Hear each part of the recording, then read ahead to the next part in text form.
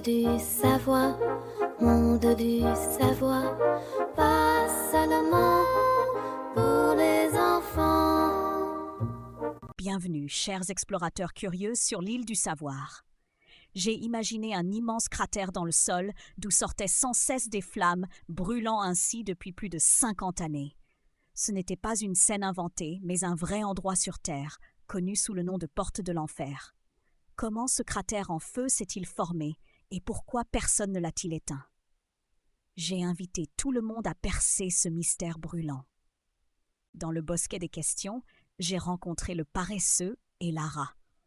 Le paresseux, pensif, a dit que la porte de l'enfer devait être le grand feu de camp du monde, que quelqu'un avait oublié d'éteindre. Il racontait qu'il y a longtemps, des voyageurs avaient probablement fait un pique-nique là-bas et que personne n'avait pensé à éteindre le feu avec de l'eau. Lara, de son côté, croyait que c'était le nid d'un immense oiseau de feu. Elle disait que cet oiseau vivait sous terre et que le cratère était sa cheminée, par laquelle il soufflait de l'air chaud en dormant.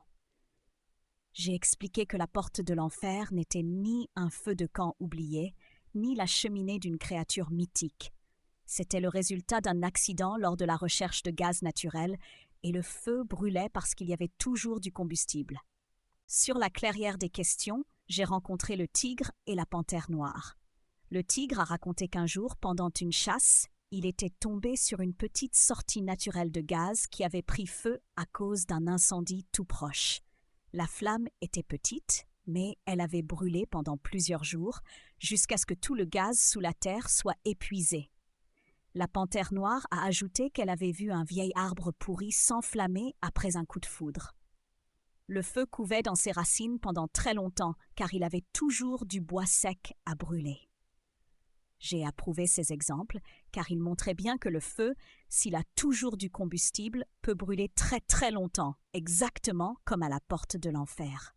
Sur la clairière des découvertes, j'ai rencontré la chauve-souris et le gorille. J'ai voulu tester leurs connaissances et j'ai demandé ce qu'ils savaient sur la porte de l'enfer. La chauve-souris a expliqué que ce cratère se trouvait au Turkménistan et qu'il était apparu après l'effondrement d'une plateforme de forage qui cherchait du gaz naturel.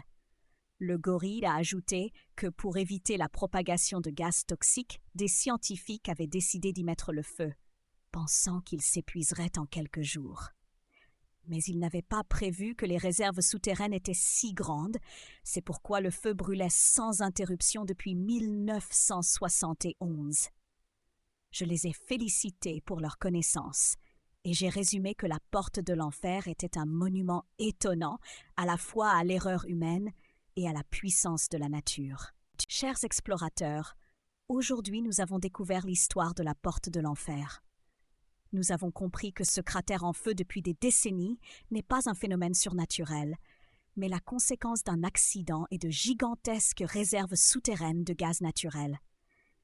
C'est un exemple fascinant et un peu effrayant de la façon dont les actions humaines peuvent entraîner des conséquences imprévues et durables.